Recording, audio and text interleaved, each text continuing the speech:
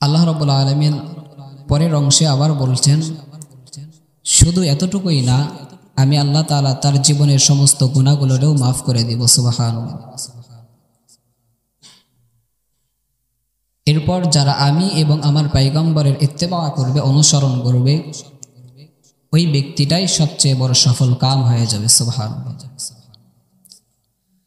আল্লাহ রাব্বুল আলামিন বলেন, ইয়া আইয়ুহাল্লাযীনা আমানুত্তাকুল্লাহ ওয়া কুলু কাওলান সাদীদা। আরে নবীর উম্মতের দল,